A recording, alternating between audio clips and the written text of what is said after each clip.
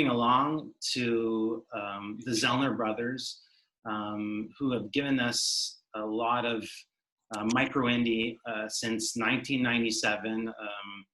I've been tapped into their filmography since they've been making short films. A lot of those have played at Sundance and South by Southwest, and they're attached to a project that they've been writing called Alpha Gang, and this one's just going to blow out everything that they've done in the past out of the water. Very quickly, perhaps you can discuss the casting and yeah, what were your immediate reactions to hearing that we're going to get an alien film via the perspective of the aliens? So my first reaction is if there's a nomination, if there's an Oscar for casting, whoever put this together deserves it. The cast assembled for this film is bonkers. We have John Hamm, Nicholas Hoult, Charlotte Gainsbourg, Mackenzie Davis, Sofia Boutella, and Stephen Yeun.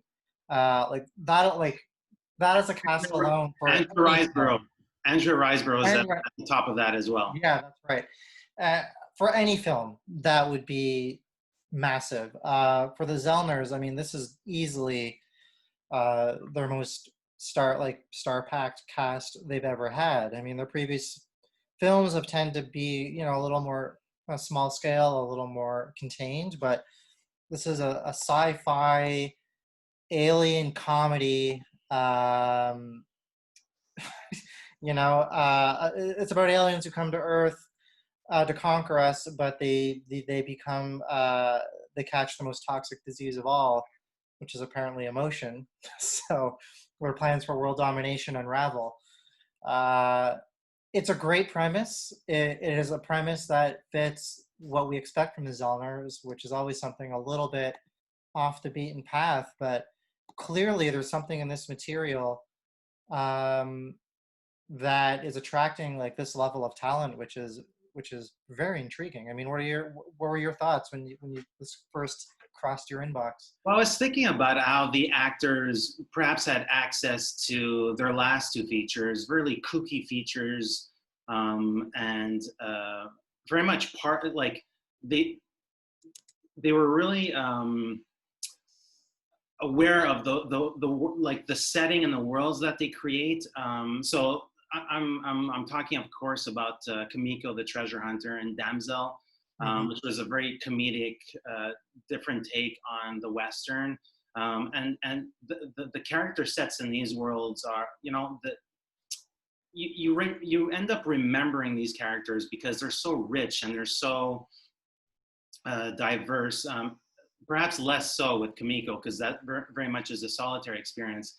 But the filmmakers have a kinship to these oddball folks, and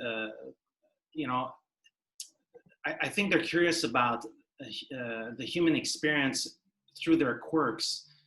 So in amassing a sort of like an ensemble cast like this, my first thought is oh, that must be complicated on paper. How I can imagine that for the aliens to sort of experience or be flushed with empathy towards the human race, they're going to have a lot of one-on-ones. So are we going to split an ensemble and they're each going to have their own sort of one-offs a la, Jonathan Glazer's film with Scarlett Johansson? Is it going to be difficult to mesh all these characters together and have them sort of relate to one another's experience? But then I think it's also a sign of the times. I think politically, what's lacking in the leadership in the U.S. is sort of that empathy and kindness towards your fellow person. And I'm not talking about the general populace. I'm talking about obviously who happens to be the president. So I wonder how that screenplay sort of how it rised above perhaps other things that they were working on. What's encouraging is, I love these producers. We have Adele Romansky and Sarah Murphy of the pastel production company, and they had worked with, of course, on the Oscar winner, and I'm forgetting the title, Moonlight. And so it's a production company that was involved in the Lisa Hitman's film. So they're very picky and choosy. And I think for them, it's certainly going to be a larger canvas. And I might say a lot about Underground Railroad. I'm forgetting the filmmaker's name. Help me out here. Underground Railroad? Well, the Moonlight, the director. Barry Jenkins.